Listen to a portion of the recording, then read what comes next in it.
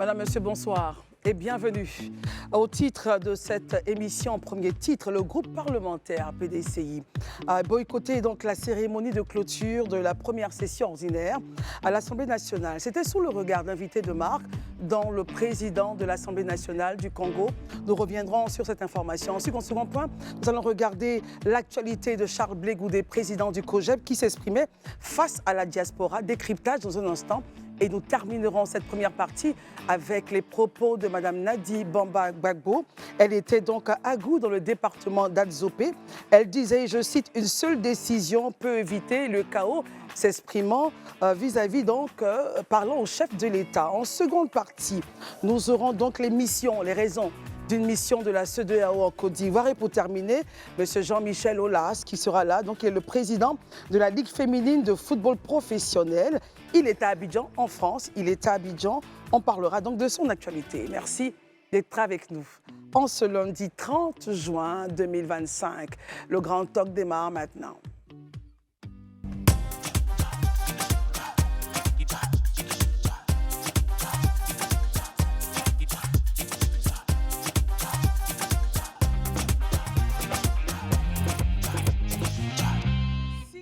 D'être avec nous. Voilà, par la grâce de Dieu, nous sommes encore là et j'espère que vous vous portez bien. Ce soir, nous accompagne Élisée Boloube. Bonsoir Élisée. Bonsoir Christelle, bonsoir chers tous, bonsoir chers téléspectateurs. Herman Aboua, bonsoir. Bonsoir Christelle, bonsoir tous. Je voudrais profiter pour encourager un jeune homme qui travaille assez, Yannick Gourou, le président du comité d'organisation du Tchétchèn. Donc il s'attelle aujourd'hui, mais il a fait une conférence de presse pour annoncer la tenue le démarrage du Tchétchèn 2025 à partir du 29 juillet prochain. En tout cas, c'est un jeune qui fait ce travail. Je voudrais l'encourager dans ce sens. Merci Herman. Docteur Barry, bonsoir et merci d'être là. Bonsoir Christelle, bonsoir chers amis, bonsoir chers lifistes. Daouda Koulibaly, bonsoir, merci d'être là. Bonsoir Christelle, bonsoir à tous. Je vais prendre un moment pour saluer Madame Yessine Koulibaly, agent au service personnel de la direction de la communication et des relations publiques du ministère de la fonction publique. Et je tiens aussi à saluer un féru du Grand Talk parce que moi je l'ai connu, il était sur le talk de vacances avec moi. Il s'agit de Manassé Karamoko, que je salue au passage. Vraiment, merci pour l'accompagnement que tu as avec nous depuis le talk des vacances jusqu'à aujourd'hui. En tout cas, big up à toi. Merci, chers amis. Et nous saluons donc tous les téléspectateurs de partout où vous trouvez. Merci de nous faire l'honneur de nous inviter chez vous. Alors, vous suivez le Grand Talk. Nous sommes sur Live TV. La première actualité, comme annoncé donc au tout début de cette émission, c'est le groupe parlementaire PDCI qui a boycotté donc la cérémonie de clôture de la première session ordinaire. Ils sont sortis, c'était en présence d'invités de marque. Le président de l'Assemblée nationale du Congo y était, mais nous avions également une préséance ici en Côte d'Ivoire. Nous avions son Excellence le Premier ministre, Madame la Présidente du Sénat, le président du Conseil économique, social et environnemental et culturel, le président de l'Assemblée nationale ivoirienne. Voilà. Quelle symbolique marque donc cette sortie-là?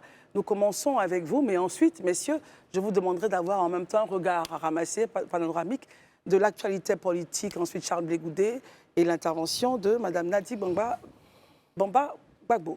Commençons par vous, Daouda Koulibaly. Effectivement, le groupe parlementaire PDCI qui boycotte la cérémonie de la première session ordinaire de l'Assemblée nationale. Christelle, de mon point de vue, je pense que l'action du PDCI ressemble un peu plus à un coup d'éclat qu'à une stratégie politique concertée. Parce que cette action, il faut le dire, ça permet de relancer en fait le débat sur l'inclusivité du processus électoral. Mais malheureusement, l'action souffre de plusieurs faiblesses. La première faiblesse est l'absence de coordination. C'est-à-dire avec qui? Avec les autres membres de l'opposition. Parce qu'aujourd'hui, je pense que cette action qui a eu lieu à l'Assemblée nationale, si les autres groupes parlementaires de l'opposition avaient été concertés, je pense que ça allait faire, le coup d'éclat allait être encore plus waouh. Voilà. Maintenant, au-delà de tout, quand on finit de faire ça, ce n'est pas la première fois que le PDCI, les députés du PDCI sortent de l'Assemblée nationale. Donc finalement, pour quel résultat? C'est de ça qu'il s'agit. Mais en même temps, on va s'arrêter un peu. J'aimerais qu'on regarde en même temps ces images-là. Ils sont sortis, les places sont vides. C'était en présence quand même d'invités de marque. On a un invité international, le président de l'Assemblée nationale du Congo, le parterre donc, du protocole présent. Est-ce que cela ne marque pas quelque chose? Ça a quand même peut-être troublé un peu. En quoi c'est un coup d'éclat? Christelle, c'est un coup de classe. Ce n'est même pas la première fois, que ce soit en France ou par exemple, je vais prendre le cas de la France. Quand les députés de la France insoumise arrivent, à eux seuls, ils font la moitié, pour ne pas dire un peu plus de la moitié de l'Assemblée nationale. Quand ils sortent, ça se voit, ça se sent. 66 députés qui sortent sur 255 députés, vraiment, pour moi, véritablement, ça n'a pas d'impact. Peut-être que là, en face du député, du président de l'Assemblée nationale du Congo, ça peut avoir quelque chose, mais concrètement, dans les actions, dans les revendications que vous donnez ici au niveau national, quel est l'impact? Quel est le levier, quel est le levier véritable qui peut... Est-ce que ça peut pousser le gouvernement à changer de position? Je ne pense pas. Et c'est pour cette raison qu'il y a une absence de plan structuré et de perspectives unitaires. Ça aurait été fait avec tous les partis de l'opposition. Moi, j'aurais dit, c'est très bien. Je termine par la déclaration. Le communiqué du PDCI égrène un chapelet de griefs qui, pour ma part, est légitime. C'est leur droit. Réforme de la CEI, radiation, etc. Mais tout ça, quand on finit de dire tout ça, moi, je n'y vois aucune proposition. Pour moi, quand on a fini de faire ce type de coup d'éclat, quand on fait des propositions, on fait un chapelet de griefs, il faut véritablement faire des propositions. Quel est le calendrier, le chronogramme qu'on met en place, les propositions des calendriers? Quelle est la feuille de route qu'on met en place? Il n'y en a pas. Maintenant, quand je finis de parler du PDCI, j'arrive à Charles Blé Goudé. Pardon, excusez-moi, PDCI, mais à l'exception de monsieur le député. À l'exception de, qu'on appelle ça, Gikawe, voilà. comment ça, l'autre, de JJ Madi, et puis le troisième, je ne sais pas c'est qui. Elms. Voilà, Elms. Pourquoi ne sont-ils pas sortis? Ils sont quand même du PDCI. Peut-être qu'ils ne se sentent pas concernés par cela. C'est pour cette raison qu'on vous a dit qu'au PDCI, sûrement, il y a en interne, au niveau, avec le PDCI, peut-être que Tidiane Thiam a une partie, mais il y a une partie qui ne se sent pas forcément, comme ça peut être le cas, par exemple, de ces trois personnes-là, ou même, c'est le même cas pour Billon, qui ne se sent pas concerné par toutes ces choses-là. Voilà.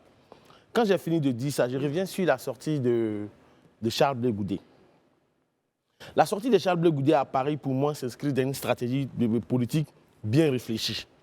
Aujourd'hui, Charles Blé Goudé veut se positionner en fait comme un homme de paix, un leader alternatif face à la radicalisation de certains acteurs politiques. En évoquant sa volonté de ne pas suivre les frustrés politiques, parce qu'il a bien dit, Blé Goudé fait une distinction entre ceux qui excluent du jeu politique, prônent la confrontation directe. Et lui-même, bien que radié de la liste électorale, il refuse de céder à la tentation et à la surenchère ou encore à la radicalisation. Et face aux Ivoiriens de la diaspora et dans un contexte post-crise, son discours résonne comme un appel à la stabilité. Parce que, à la vérité, pourquoi il tient ce discours là-bas?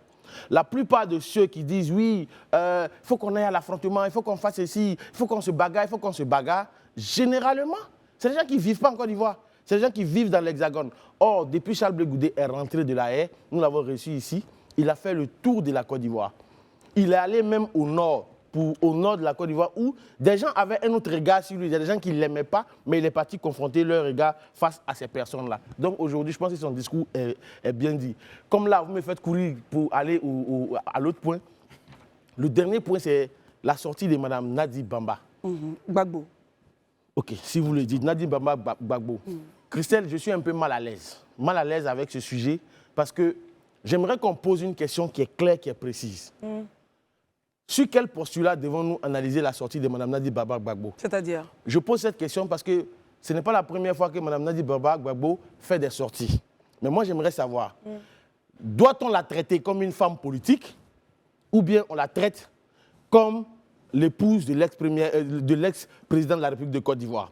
Parce que nous avons connu en son temps ici en Côte d'Ivoire Félix Houphouët-Boigny. Avec Thérèse Houphouët-Boigny, elle avait Ndaya. On a connu Henri Konan Bédié avec Mme Henriette, elle avait la fondation Servir. On a connu Mme Dominique Ouattara, elle a sa fondation Children of Africa. La seule femme politique que nous avons connue en tant que première dame, c'est Simone Eivée Gbagbo. Et on savait clairement qu'elle avait un poste dans le FPI parce qu'elle a connu son mari dans la lutte politique. Or là, c'est Mme Nadi Bamba. Gbagbo, c'est le nom de son époux. Mme Nadi Bamba, jusqu'à ma connaissance, jusqu'à ce jour, dans la hiérarchie, dans la nomenclature du PPACI, je ne vois pas quel est le poste qu'elle occupe. Pourtant, au PPACI, il y a une ligue féminine des femmes.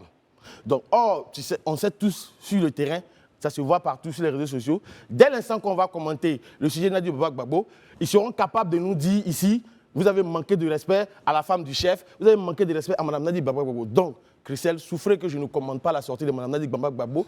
J'attends sous réserve que le PPACI nous dise clairement si elle rentre définitivement en politique ou elle n'est pas en politique. Mais tant qu'elle aura des sorties comme ça, moi je préfère, je me réserve le droit de ne pas commenter ces sorties. Alors, mon point est le suivant, et c'est une question que je pose. Est-ce que l'épouse d'un homme politique a le droit de donner son avis sur l'actualité politique du pays? Est-ce que l'épouse d'un homme politique a le droit, sans avoir une position dans la hiérarchie de son parti? La question vous est posée aux autres. Merci beaucoup, Christelle. Comme je l'ai dit tantôt, dans la nomenclature du bureau du PPACI, je ne sais pas où Mme Nadi Bamba est. Or, c'est la femme de l'ex-président de la République, M. Laurent Gbagbo. Donc, généralement, pour ce que je sais, que ce soit ici ou ailleurs, dans d'autres pays, c'est très rare. Je vois impossible de voir une première dame prendre la parole, s'immiscer dans la vie politique de la nation de cette sorte-là, parce qu'on est la femme du président. Brigitte Macron est en France, elle ne met pas sa bouche dans la politique. La femme de Donald Trump, elle est là-bas, elle ne met pas sa bouche dans les affaires politiques. Mais s'ils étaient connus, je prends le cas de Bill Clinton et de Hillary Clinton, qui est elle aussi femme politique. Mais au moment où son mari était le président de la République, elle ne mettait pas sa bouche dans les affaires politiques. Donc, vraiment, Christelle, souffrez que je ne commande pas la sortie de Mme Nadi Bamba. Très bien, merci, c'est votre droit. Herman, votre commentaire, on va faire un regard comme on le fait habituellement. Je commence on peut ramasser. Les propos de Mme Nadi Bamba. Ok, allez-y. Voilà. Je me dis, pour répondre à vos questions, oui, une femme d'un ancien président ou l'épouse d'un leader politique peut faire la politique, mais en ce moment-là, cette dame-là, elle s'est engagée en politique. Parce que la politique est à son art. Souvent, les messages aujourd'hui de Nadi Bamba, quoique j'ai aimé Nadi Bamba Gbagbo, quoique j'ai bien aimé le ton dans lequel elle a donné son message, dans le fond du message, une sorte de plaidoyer au chef de l'État pour pouvoir essayer de donner un coup pour le dialogue politique, quoique j'ai aimé. Mais souvent, ça brouille parce que face aux officiels du parti politique ou de l'organisation politique, et que si on entend beaucoup plus l'épouse du président du parti, ça crée, je pense qu'il y a quand même un problème. Ou bien, peut-être comme Daouda le disait, elle est peut-être dans le porte-parole là, chat au cabinet, qu'on ne nous dit pas. Parce qu'effectivement, tous les week-ends, elle rassemble des gens au nom. Parce que, mais en quoi cela pose un problème, en fait? C'est ce qu'on dit, la politique, quand on veut faire. Parce qu'il faut que les observateurs politiques ou bien l'opinion, les gens décryptent les discours politiques des acteurs politiques. Donc, quand elle est dans l'arène, lorsqu'on veut la traiter comme telle, en tant que militante politique, on nous apprend que c'est l'épouse de l'ancien président. En ce moment-là, souvent, on a des problèmes pour poser. Quoi qu'elle est, en tant que citoyenne, elle peut donner son avis. Bien sûr, en tant que citoyenne, elle peut donner son avis. Mais, comme Daouda l'a dit, c'est présent. Mais en même temps, elle a ses raisons. Pour arriver maintenant au PDCRDA. Pour le PDCRDA, c'est leur droit. C'est une démarche, on peut utiliser cela. C'est la fermeture, la clôture d'une session annuelle de l'Assemblée nationale. Ce groupe parlementaire peut donner de la voix pour dire qu'on n'est pas d'accord sur certaines choses, surtout que, et comme Daouda l'a dit, ça fait un coup d'éclat, ça fait un com, ça fait toujours. Mais moi, je déplore souvent l'improvisation. C'est quoi? Aujourd'hui, le PDCRDA est engagé avec un autre groupe parlementaire, un groupe parlementaire qui est dans un parti politique qui est le PPACI. Donc, quand ce n'est pas improvisé, pourquoi est-ce que cette action, surtout que vous portez les mêmes revendications, pourquoi cette action, vous ne la menez pas ensemble? C'est comme si aujourd'hui on est arrivé, comme on a vu par terre de personnalité, on va faire en même temps le coup, on décide d'aller le faire. C'est pourquoi, est-ce qu'au préalable, il y a eu une concertation même avec le PPACI? Parce qu'aujourd'hui, les députés du PPACI ne sont pas sortis de la salle par solidarité à leur parti, au groupe parlementaire d'un parti dans lequel ils sont partenaires. Donc ça crée un peu cette improvisation. Sinon, quoi que... Et puis, je ne suis pas d'accord qu'on dise que oui, ça, c'est rien, c'est pas Un coup grand-chose. d'épée dans l'eau. Mais non, Selon vous, quel est l'impact c'est politique, grand-chose. justement? Lorsque les gens marchent, on s'inquiète que les gens, qu'il y ait la violence et autres. Les gens utilisent des moyens beaucoup plus cléments pour s'exprimer. Encore, on trouve à dire. Mais dans leur stratégie, je pense que ça fait partie de leur stratégie. Peut-être qu'après, il y a d'autres actions d'envergure. Peut-être que c'est Daouda attend, mais les actions d'envergure, c'est tellement que les gens programment cela. Mais quoi qu'on dise, ils ont le droit aussi d'utiliser cela. Maintenant, la sortie de Charles Blé Goudé. Est-ce que, la question que je vais poser, est-ce que quand on se sent dans l'opposition ou bien la population, quand on est observateur politique, est-ce qu'on a besoin de ces opportunistes de voquer en fait, parce que quand on regarde la déclaration, pour me prendre, on regarde la déclaration de la CAPSI. Nous tous, on est bien d'accord que les gens utilisent des formules diplomatiques, mais seulement parce que les gens ne veulent pas qu'on découvre leur linge sale en public. Mais lui, un acteur qui a organisé même le premier meeting de la CAP, ce que ses autres partenaires dans la conférence des présidents de la CAPSI ont essayé de traiter en interne de façon pacifique, enfin de façon diplomatique, avec un communiqué qui donne quelques bribes sur le fâcheux précédent, mais qui ne dit pas plus. Lui, il le fait ouvertement, surtout sur des plateaux télé à l'extérieur du pays. Souvent, on se demande, est-ce que tout cela peut aider l'opposition à avoir une unité? C'est vrai qu'on peut reprocher au PDCI, quoique il y a certains qui disent qu'ils ont été informés, que des partenaires dans la CAPSI ne soient pas informés, n'aient pas été informés de la démarche dans le Front commun. Mais est-ce que l'approche du PDCI-RDA en allant dans le Front commun est mauvaise? Parce que, et c'est pourquoi je dis qu'aujourd'hui, l'opposition aujourd'hui est plus ou moins plombée par toute l'opposition. Et le PDCI a encore de la peine parce que ce parti-là essaie de colmater, est plombé par les palabres d'ego de tous ceux qui étaient partenaires avec Laurent Gbagbo. C'est-à-dire qu'aujourd'hui, ces palabres de Laurent Gbagbo et ses lieutenants ou bien ses anciens collaborateurs, ses anciens partenaires qui plombent l'opposition. Parce qu'eux seulement, ils n'arrivent pas à avoir une action commune. Donc le PDC est obligé, parce que dans cette quête-là, de jouer les deux bras, comme on le dit souvent. On joue à CAPSI, on joue dans le Front commun, pour pouvoir avoir tout le monde, pour essayer de faire ce lien-là.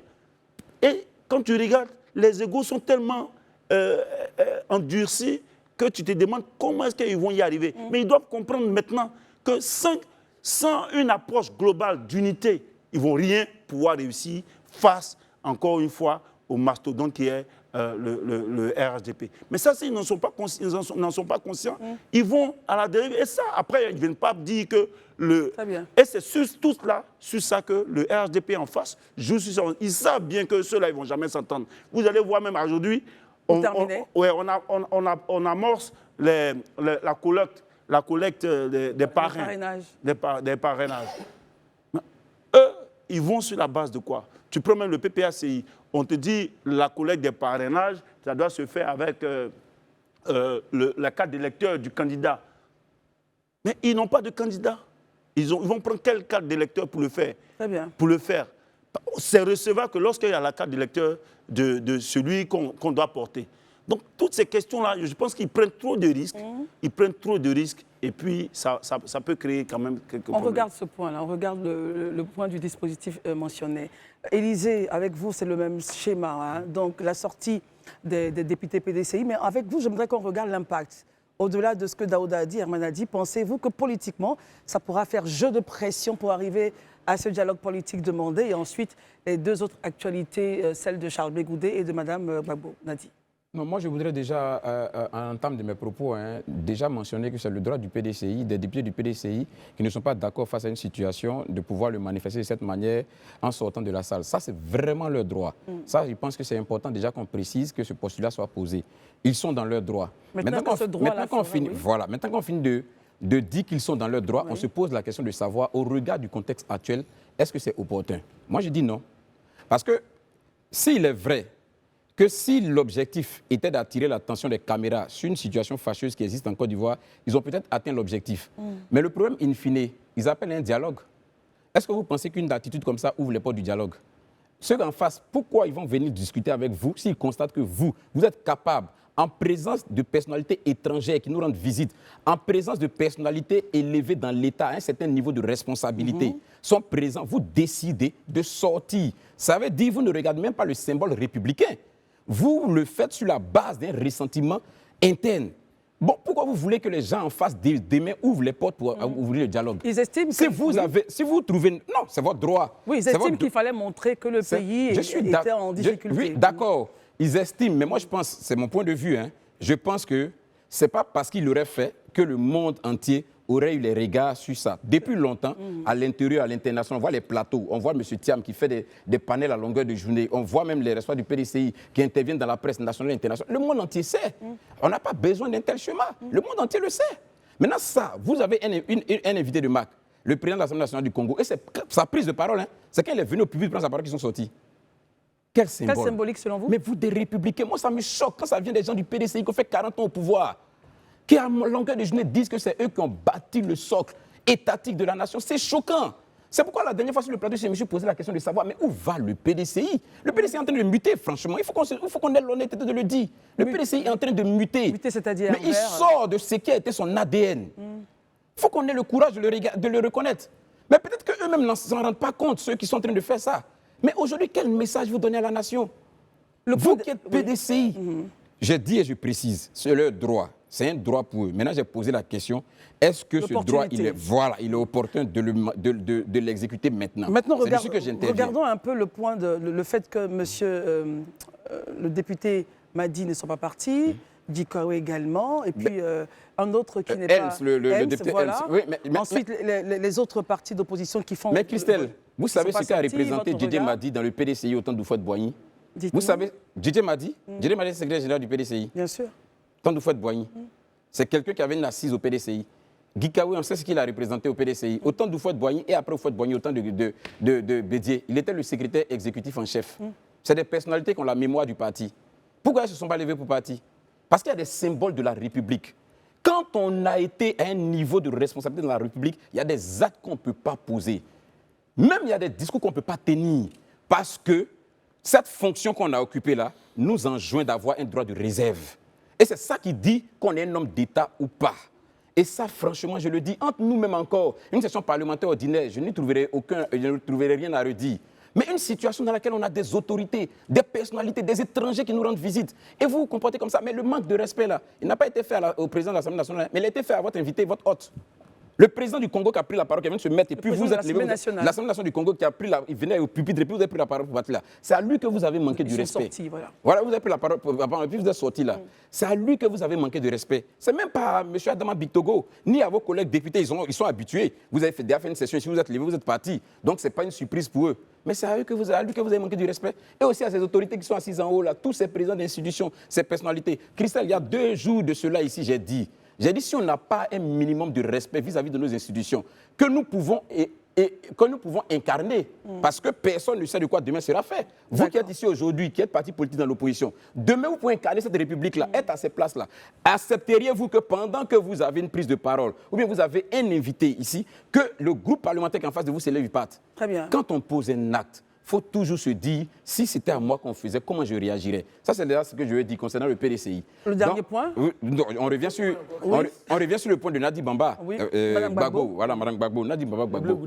Oui, je pense que la question que pose Daouda est une question légitime. Comment cela? Mais aujourd'hui, on est en droit au regard de ses sorties. Vous vous rappelez qu'elle était à Azito. Elle a pris la parole à Azito. Après Azito, je crois qu'il y a un autre endroit encore où elle avait pris la parole. Et puis aujourd'hui, à Agou. C'est pour ça que ma question est importante. Elle est de plus en plus... Et demeure, Élysée. Oui, je vais y revenir.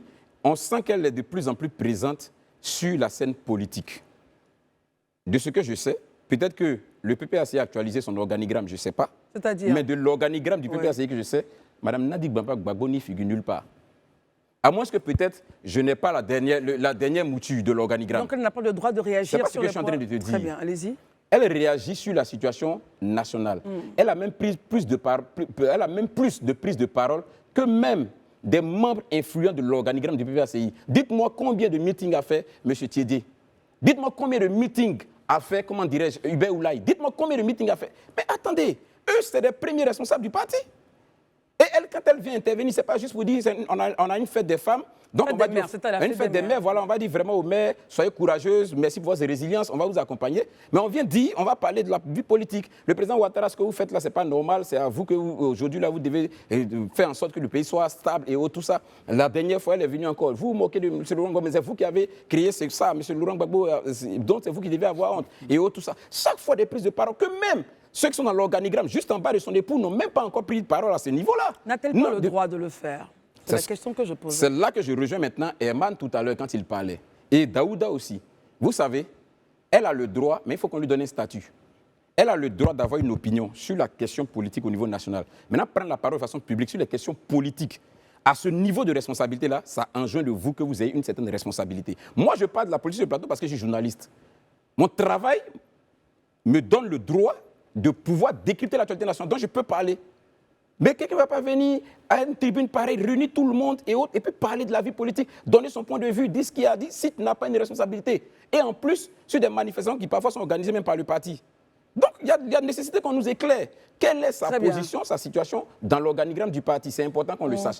Troisième et dernier point concernant M. Charles Blé Goudé. Moi, je le dis et je le note. Charles Blé Goudé, je note sur 2 points. Charles Blé Goudé, ici, nous a dit que l'élection 2025, là, ça ne se fera pas sans lui.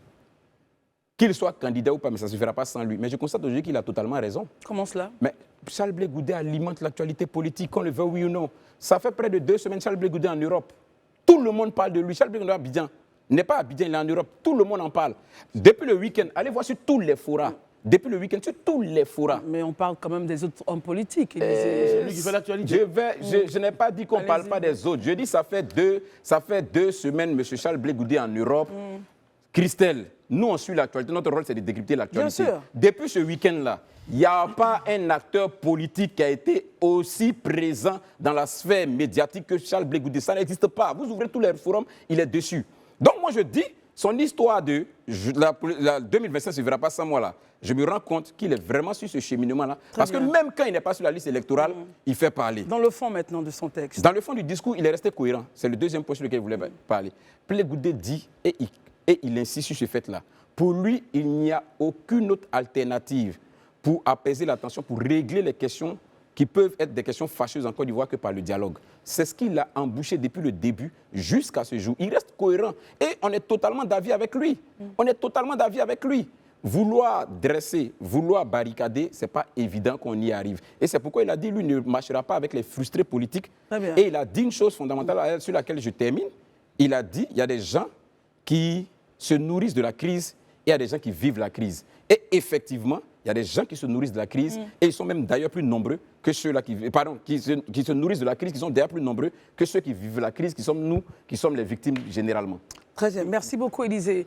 Docteur Barry, c'est enfin votre tour de commenter donc, ces 3 points. Commençons, allez-y.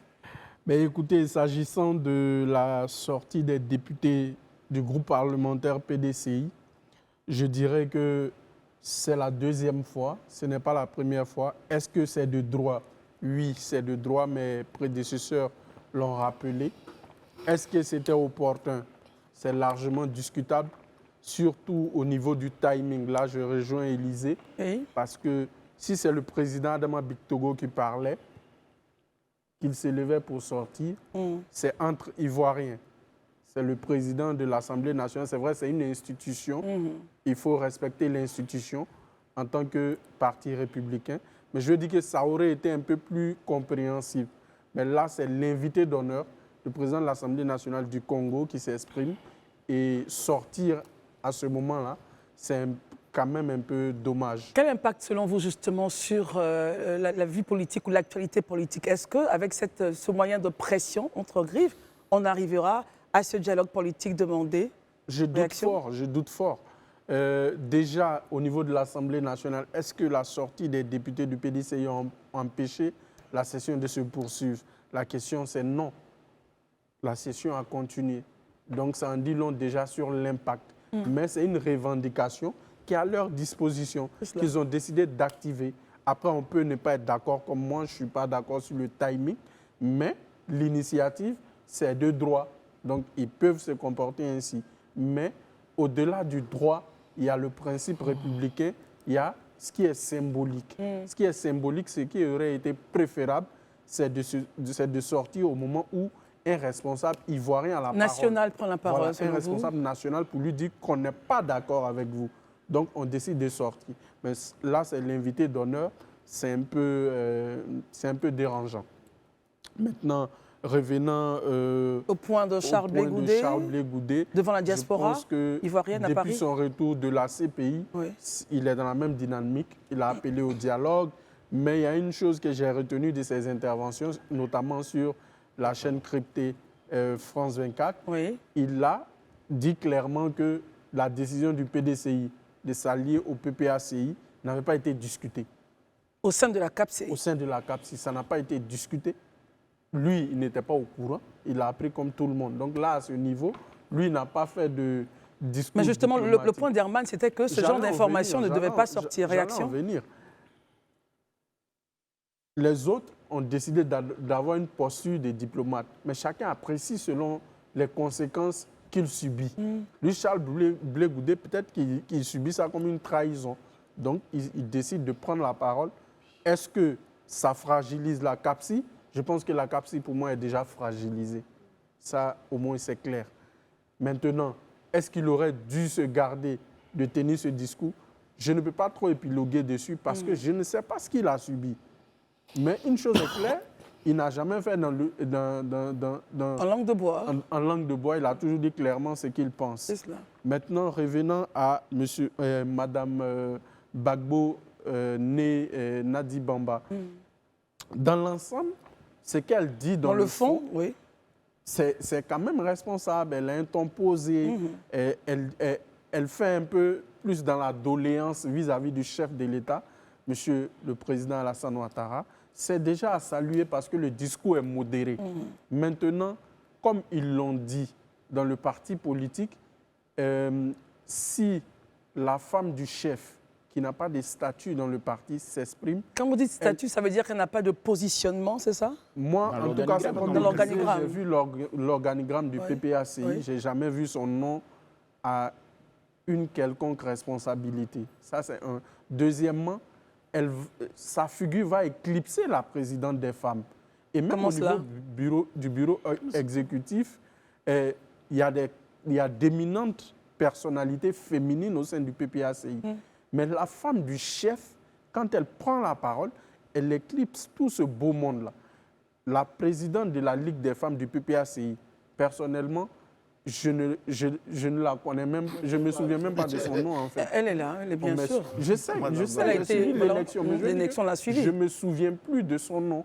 Mais je sais qu'ils ont une présidente des femmes. On a reçu ici Madame Agnès Monet, que je connais, qui est une figure, qui est membre du bureau politique. Ce que vous nous dites, Dr Barry, c'est qu'elle semble être un peu éclipsée, c'est ça? Oui, la présidente des femmes est éclipsée, à mon avis, c'est mon point.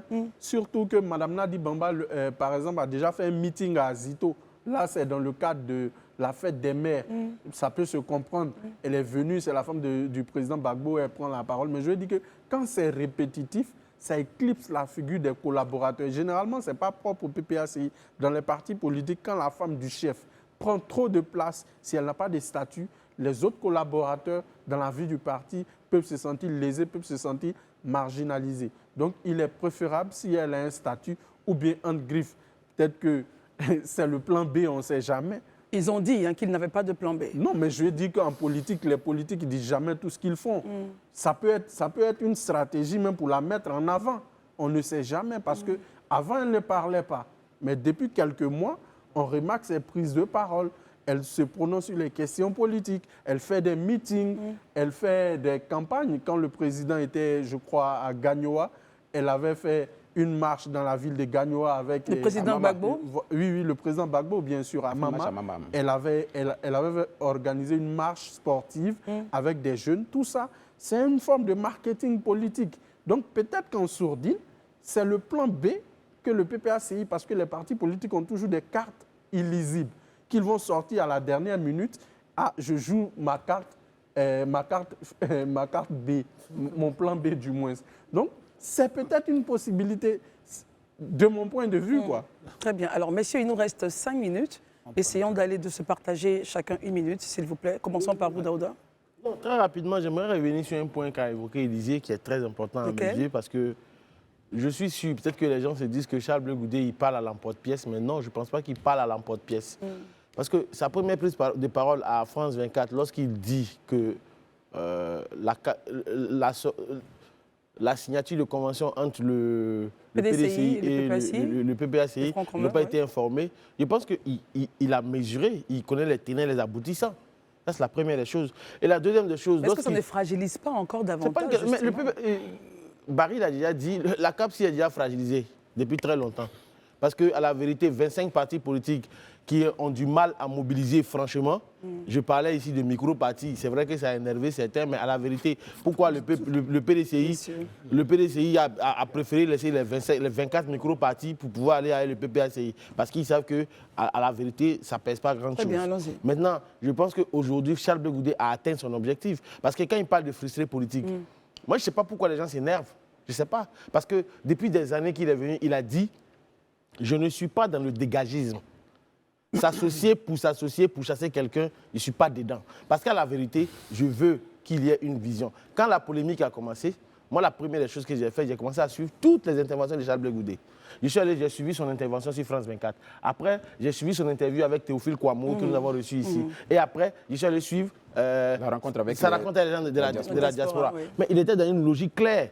Aujourd'hui, comme Élisée l'a dit, ça fait 2 semaines qu'il occupe l'espace médiatique. La dernière chose sur laquelle j'aimerais, c'est d'attirer l'attention du PDCI. Franchement, je pense que ça aurait pu marcher si l'action était concertée et qu'il y avait une situation unitaire. Mais là, c'est très difficile. Je m'arrête là puisque les autres doivent aussi parler. Alors, justement, Herman, avec vous, regardons aussi l'impact des interventions de Charles Blé Goudé, justement, sur l'opposition. Est-ce que c'est de nature à appeler au rassemblement ou encore à insister, à faire insistance sur les fractures? Et puis chacun fera se fera son opinion. Mais je suis quand même un peu surpris que ici, sur ce plateau, Élisée, et ça c'est bien, est le premier à dire qu'il faudrait que les acteurs politiques aient des discours responsables, modérés. Alors, et je comprends bien en fait que quand il s'agit, parce qu'aujourd'hui, par exemple, l'adresse de Charles Blé Goudé, il a beaucoup tensé. Je trouve, pour ma part, que les propos ne sont pas forcément des propos cléments à l'endroit même de ses partenaires. Mais quand tu dis des frustrés politiques, et on comprend bien qu'on évoque, entre autres, Guillaume Soro, parce que c'est ce qu'on comprend. Dans la démonstration qu'il a faite par la suite, tout le monde a compris qu'il parlait de Guillaume Soro, quoi qu'il n'ait pas dit le nom, il n'a pas cité nommément Guillaume Soro. Mais quand tu le dis, il parle de Guillaume Soro qu'aujourd'hui, Laurent Gbagbo accepte. Donc, même s'il ne dit pas le nom, on connaît les acteurs. Donc, on sait qu'il parle insidieusement aussi, enfin subtilement, de Laurent Gbagbo et de son amour ou bien son amitié avec Guillaume Soro. Mais regardons les propos. Est-ce que c'était des propos cléments de sorte à garantir? Donc, je comprends que c'est lorsque Charles Blé Goudé a des propos modérés envers le pouvoir, on estime qu'il est dans un ton qui plaise, mais quand il lime ses camarades de l'opposition, non. Ce qu'on dit, il a le droit de s'exprimer, de ne pas être content avec les pas que pose chaque acteur dans cette opposition, mais pour l'unité de l'opposition, il doit pouvoir garantir cette union-là. Donc, il y a des palabres qu'on peut faire entre interne. Il y a des palabres qu'on peut faire. Parce qu'en réalité, quand il dit qu'il n'a pas été informé, ils ont fait une première réunion avant qu'il ne voyage, où il a fait, quand il était dans le voyage, avant que la CAP ne signe, j'ai dit la CAP, le PDCI ne signe le fonds commun avec le PPACI. Mais à cette réunion, le PDCI a expliqué sa démarche. À sa démarche qu'elle avait entrepris des discussions avec le PDCI, seulement que l'acte n'était pas encore... Avec le PPACI, seulement que l'acte n'était pas encore posé. Mais donc, venir après... dire qu'on n'est pas d'accord publiquement, ça ressemble plus à leur palabre d'ego qu'ils ont avec Laurent Gbagbo, ou bien Laurent Gbagbo a avec eux. Or, l'intérêt aujourd'hui, pour ce que les Ivoiriens attendent, c'est que l'opposition soit une opposition responsable vis-à-vis est-ce que tu es en train de nous dire que Blé Daouda, je t'ai écouté. Non, je n'ai pas dit. Vous avez terminé. Nous tous, on est d'accord qu'il a choisi, c'est une certaine cohérence politique où il appelle à un dialogue politique, il veut y aller. Mais lorsqu'on veut aller à un dialogue politique, et donc, ce qui arrange normalement le parti au pouvoir, parce que quand on veut aller en douceur demander le dialogue politique, on n'obtient pas depuis 2 ou 3 ans, à un moment donné, il faut changer de stratégie. Donc, on comprend qu'ils choisissent cette démarche pacifiste et autres. Mais il ne faudrait pas qu'on se dise que les autres en face de lui, ou bien les autres qui sont à côté de lui, leur démarche de mener des actions, comme l'action d'éclat que le PDCI RDA a fait aujourd'hui au Parlement, de face au truc, c'est symbolique. Et je ne comprends pas pourquoi est-ce que les gens ne veulent pas comprendre que le PDC RDA a choisi l'opportunité de cette rencontre-là. Oui, c'est leur point de vue. Voilà, donc, c'est ça aussi. Il ne faudrait pas qu'on voie toujours une action violente dans l'acte des autres et que pour certains, on estime qu'ils ont une démarche pacifiste. Oui, on a une diversité d'opinions. Chacun a le droit de penser ce qu'il veut. C'est ça aussi la liberté d'expression. Mais si on a 2 minutes, Dr Barry et Élisée. Moi, je vais juste prendre un exemple. Vous vous souvenez de Nicolas Sarkozy? Oui, bien sûr. C'était le fils politique de Jacques Chirac. Oui. OK. En 1995, Sarkozy au gouvernement décide de soutenir Édouard Balladur aux dépens de son parrain. Chirac le vit comme une trahison. Mais en 2002, quand il a eu besoin quand l'équipe de Chirac a eu besoin de se faire réélire, ils ont ramené Sarkozy dans le jeu. Donc, celui qui veut être chef, qui aspire à être chef, doit être celui qui fédère tout le monde autour de lui. Et pour moi, la personnalité du président Gbagbo devait être celle qui fédère tous ses anciens lieutenants. Quoi qu'ils aient fait, quoi qu'il leur ait été reproché, c'est lui qui doit les ramener à la maison parce que ce sont ses lieutenants. Élisée, on termine avec vous. OK. Christelle, moi je vais terminer rapidement en disant que ça a été toujours ma posture sur ce plateau. La politique ne doit pas se débattre de valeurs. Ça, il faut que tout le monde le comprenne. Moi, Élisée, là, tu as beau être mon père, tu as beau être ma mère, si je n'épouse pas les valeurs, tu n'épouses pas les valeurs que je défends, mais pourquoi je vais m'associer avec toi? Je peux peut-être être avec toi par ignorance, mais dès l'instant que je constate que les valeurs que tu prends sont contraires à mes valeurs, mais je suis dans le droit d'aller d'un autre côté. Blé Goudé, depuis le début, il n'y a pas quelqu'un ici là, qui va dire qu'il ne connaissait pas sa posture. Et lui-même, il a dit, quand on s'est mis ensemble dans la CAP, l'objectif in-fine, c'était d'avoir le dialogue avec le pouvoir. Et ça, c'est la démarche à mener. Donc, on ne peut pas lui dire qu'il est incohérent. Il a toujours été cohérent sur ce coup-là. Donc, pour moi, je le dis et je le répète, les valeurs sont au-delà des rapports qu'on peut avoir les uns et les autres. La politique, là, c'est pas, je vais dire que c'est pas parole d'évangile pour dire qu'on est ensemble, on ne se sépare plus. Si moi, j'estime que ce que tu es en train de faire aujourd'hui ne m'arrange pas, c'est ton droit de dire que c'est fusté, je le condamne. Merci, Élisée. C'est aussi ça l'honnêteté. Merci beaucoup. À tout à l'heure. Merci d'être avec nous pour la seconde partie de ce temps d'antenne. Nous recevons maintenant M. Jean-Michel Aulas. On parlera du sujet CEDEAO demain. Mais là, nous sommes avec M. Jean-Michel Aulas. Il est le président de la Ligue féminine de football professionnel en France. Et il est là pour nous parler donc de la coopération Côte d'Ivoire-France. Il s'agit donc de l'organisation d'une importante, on va dire un match important Côte d'Ivoire qui aura lieu l'an prochain en mars. Nous travaillons avec la fédération, avec le ministère des Sports, à l'organisation de cette finale de la Ligue, qui trouvera certainement le nom d'une grande entreprise, j'espère, qui travaille aussi en Côte d'Ivoire, et qui mettra aux prises donc, les 2 finalistes d'une compétition qui va s'étendre du mois de septembre au mois de mars, avec finale à l'étranger. Alors pourquoi aller chercher une finale à l'étranger? Justement, c'est la question. Pourquoi une finale à l'étranger alors que le tournoi ne se jouera pas ici? Le tournoi se jouera en France, et la finale se jouera à l'étranger. Eh bien parce que dans toutes les grandes nations, le football masculin procède de cette manière-là. Et jusqu'à maintenant, aucune des organisations, soit fédération, soit ligue, n'avait imaginé que la finale puisse être à l'étranger, retransmise évidemment sur toutes les antennes, et de manière à faire en sorte qu'il y ait une promotion pour un football féminin qui est en plein développement, et aussi une parité féminine dont on parle un peu partout dans toutes les nations. Il faut aussi rappeler que vous avez été le président du club français de Lyon. Merci. L'Olympique de Lyon. Merci d'être là. Herman, vous avez une question. J'ai même deux questions. Rapidement, la première question, c'est concernant l'activité que vous venez de faire. La Côte d'Ivoire devient ainsi la première nation qui accueille une finale de Coupe de Ligue féminine française. Qu'est-ce que les athlètes locaux en Côte d'Ivoire ici peuvent espérer obtenir avec cela? Est-ce qu'il y aura un accompagnement de nos différentes académies? Et puis l'autre question, c'est relativement à votre statut ancien de président de l'Olympique lyonnaise. Aujourd'hui, 3 ans après vous, le Lyon est aux portes de la 2e division. Qu'est-ce que, selon vous, qu'est-ce qui manque aujourd'hui dans le management de cette équipe-là, de ce club-là? Il va répondre en quelques secondes parce que ce n'est pas le cœur de notre... il voilà. prendra son temps. Mais allez-y. Alors, sur la première partie, évidemment, le fait de faire participer 2 des plus grandes équipes françaises, mais donc européennes, voire mondiales, puisque le football féminin français de club est au plus haut niveau, ça représente déjà une force d'exemplarité par rapport à un football féminin qui se structure ici en Côte d'Ivoire. On a d'ailleurs eu plusieurs joueuses de haut niveau qui sont dirigées par Reynald Pedros, un des anciens entraîneurs de Lyon, qui maintenant est le sélectionneur de la Côte d'Ivoire, qui ont failli venir jouer à Lyon, qui ont joué en France.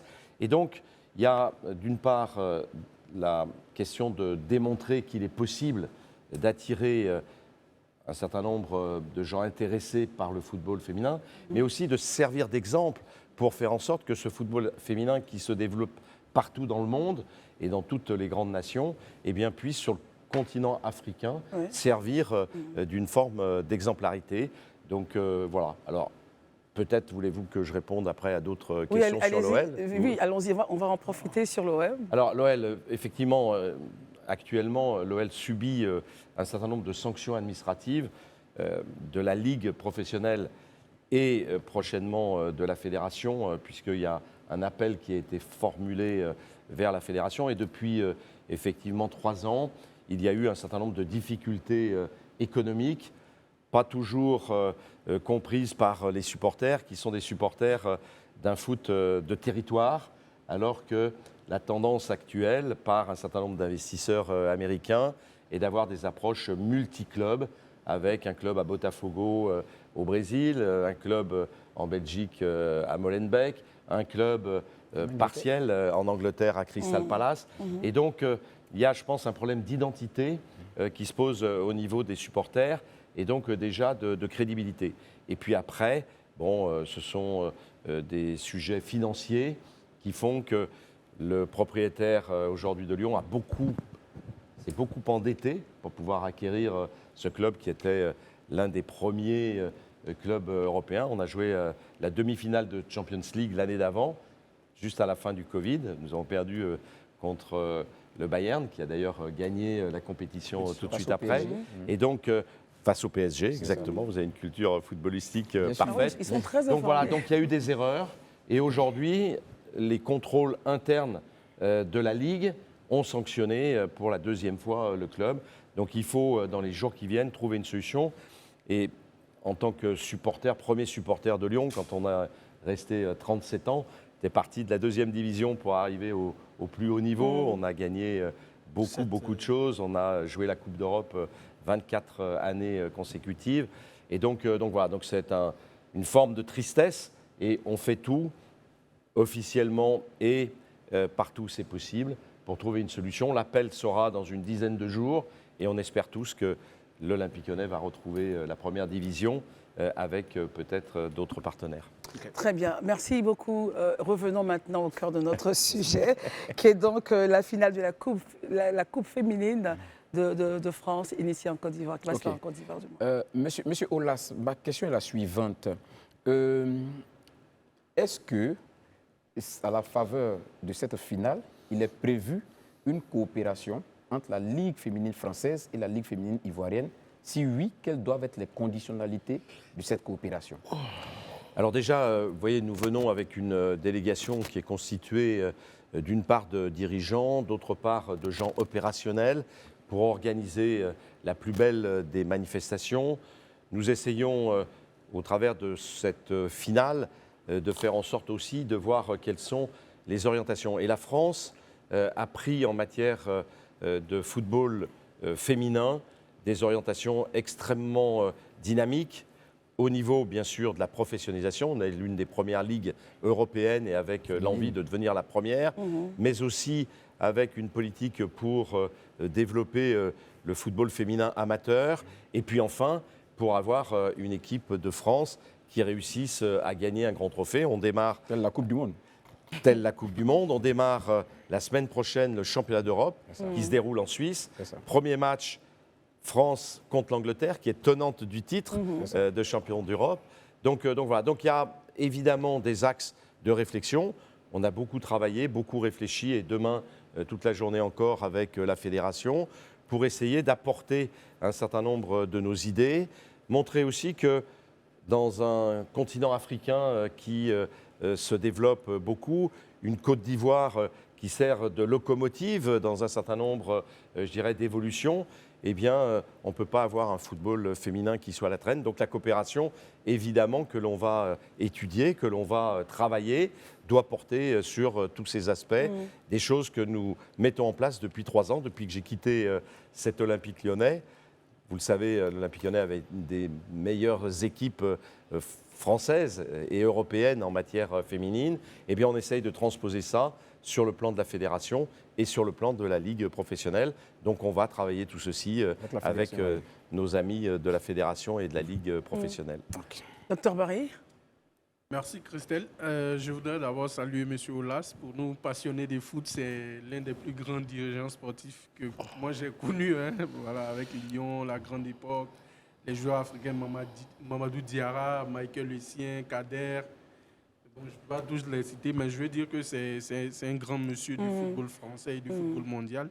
Donc c'est une opportunité de le rencontrer. Je voudrais saluer sa carrière en tant que dirigeant sportif. Maintenant, ma question concerne le choix de la Côte d'Ivoire. Quelles sont les raisons qui expliquent que la Côte d'Ivoire ait été choisie pour accueillir un tournoi féminin, une finale de tournoi de foot féminin, alors qu'en Afrique, il y a quand même d'autres pays. Donc, quelles sont les raisons qui ont expliqué le choix de la Côte d'Ivoire? Alors, vous le savez, il y a toujours eu des relations entre la Côte d'Ivoire et la France qui sont des relations amicales. C'est vrai aussi que nous avons regardé attentivement tout ce qui s'est passé, en particulier lors de la CAN dernière, avec non seulement un peu de difficulté au départ, mais une réussite flamboyante par la suite. Scénario miraculeux. Ouais. Des installations qui sont tout à fait conquérantes pour les garçons. Et on s'est dit que si elles sont conquérantes pour les garçons, elles doivent aussi permettre aux joueuses professionnelles.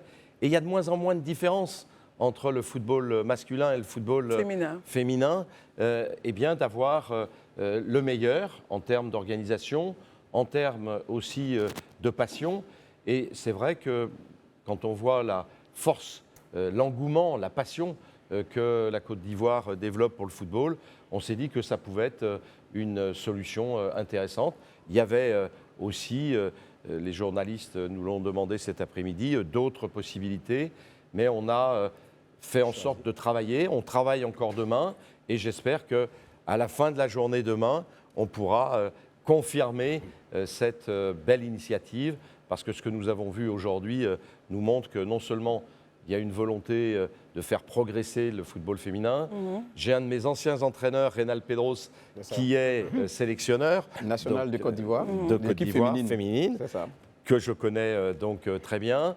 Il y a beaucoup de joueurs de la Côte d'Ivoire qui ont joué à Lyon. Vous en avez cité quelques-uns. On peut citer le gardien Guaméné aussi, bien sûr, qui gagnait la première coupe, la première CAN.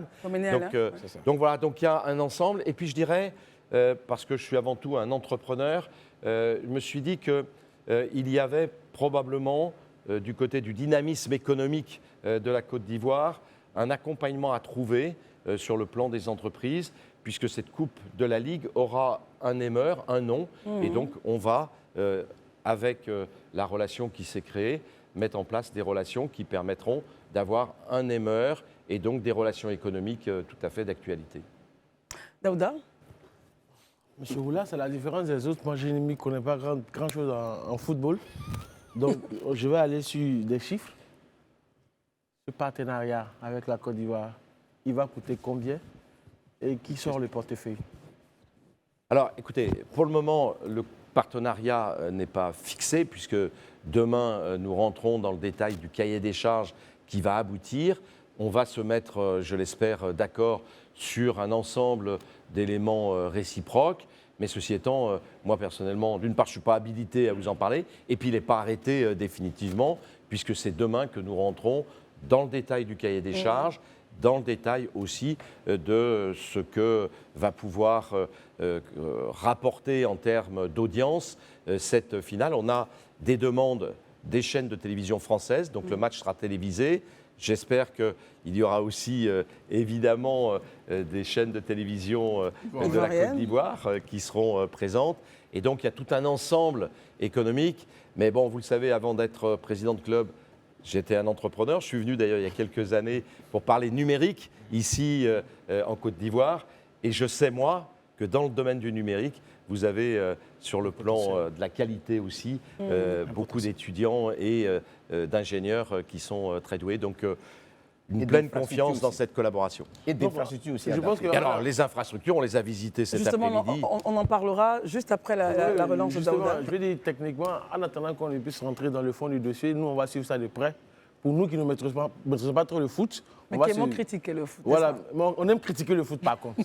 Quand c'est mal joué, on critique. Et moi, je ne le connais pas non plus. C'est pour ça que j'ai duré 36 ans. Wow. Ah, mais 36 ans pour être 7 fois champion, voilà, il faut connaître quand même. Hein. Au niveau de l'Olympique Lyonnais. Alors, revenons un peu. Vous parliez des infrastructures que vous aviez visitées. Lesquelles? Vous êtes parti où? Alors, nous avons visité le stade du centre Oufred-Boigny avec donc un ensemble de dirigeants de la fédération. On a pu. Le stade Félix Houphouët-Boigny. Okay, voilà, on voit effectivement images, les différentes vidéos.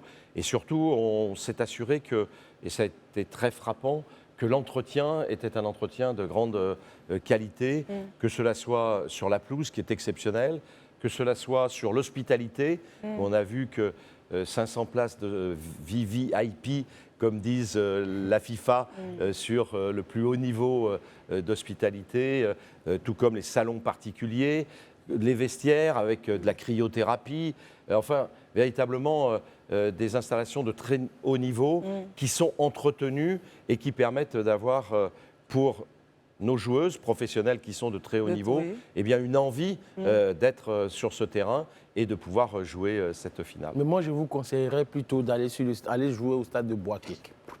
Pourquoi? Vous savez pourquoi? Parce que c'est le stade de la Côte d'Ivoire. D'abord, c'est chez moi, c'est le stade du 89. 89-17. 89-17. Là où on a battu le Mali.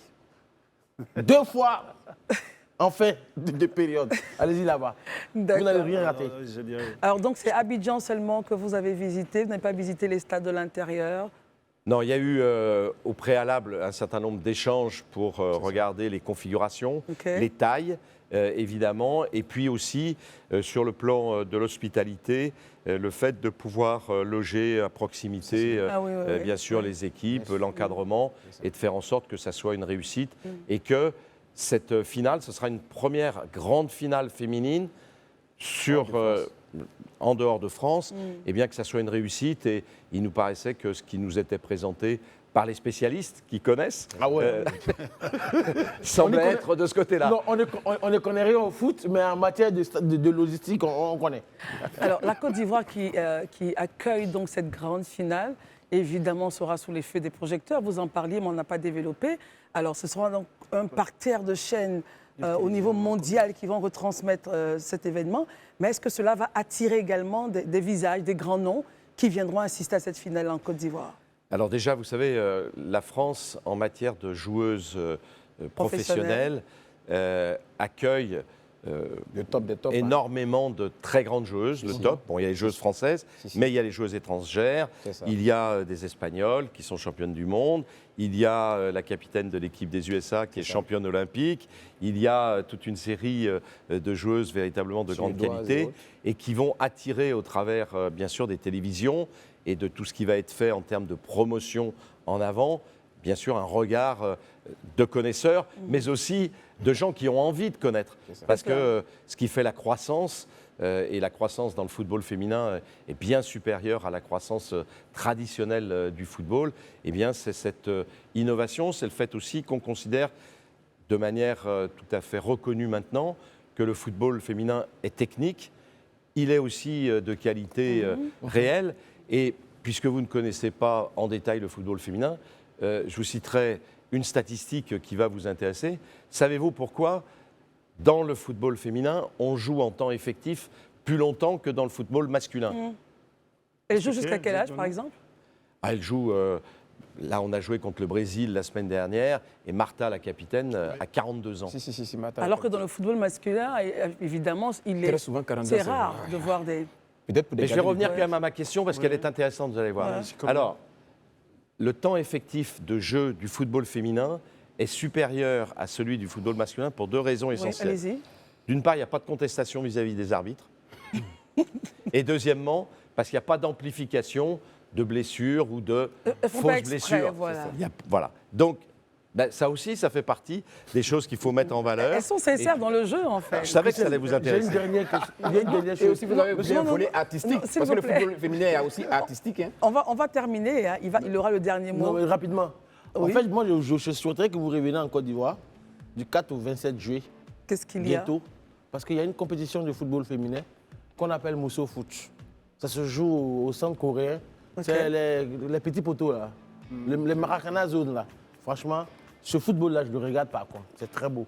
Et je vous, franchement, Merci, l'histoire Daouda. serait bien de venir voir. Merci. C'est une bonne publicité. Merci beaucoup, Daouda. Franchement. Et merci pour le dernier point, votre dernière prise de parole sur les statistiques, les différences entre le jeu plus longtemps des femmes que celui des hommes, parce que celui des femmes est plus vrai, il est plus sincère. Plus sincère, voilà. Voilà. C'est discutable. Voilà. Hein. Merci, on fera messieurs. pas le débat On ne fera pas ce débat-là. Merci beaucoup, monsieur Jean-Michel Aulas. Vous êtes le président de la Ligue féminine de football professionnel et vous étiez là pour nous parler de cette grande finale de la Ligue en Côte d'Ivoire qui aura lieu donc en mars 2026, le 14 mars 2026. Et vous étiez là dans notre studio avec, ils ne sont pas là, on ne les voit, enfin ils sont hors antenne, Monsieur Paul-Hervé Douillard, directeur de la Ligue française, Madame Elissa Simi, relations internationales de la Fédération française de football, c'est cela? C'est cela. Et puis Madame Sarah Paluel, le conseil support de la En termes Ligue, d'organisation de ok. grands tournois, et je disais tout à l'heure à la fédération qu'elle avait organisé entre autres le trophée des champions garçons à New York, que Lyon a gagné contre Montpellier. Alors je m'en souviens parce que c'était un grand moment. Très Elle bien. l'a organisé parfaitement, donc Mais c'est pour ça qu'elle est là. C'est une grande dame. Merci beaucoup en tout cas à votre équipe d'être venue, merci. C'est un plaisir. Et on se retrouvera sûrement le 14 mars 2026 pour cette grande finale. Chers Merci amis, beaucoup. merci d'être venus pour ce plateau aujourd'hui. Dr Barry, Merci. Daouda, Herman, Oui. Élisée et surtout merci à vous de nous avoir suivis. Les programmes continuent sur Live TV. À demain.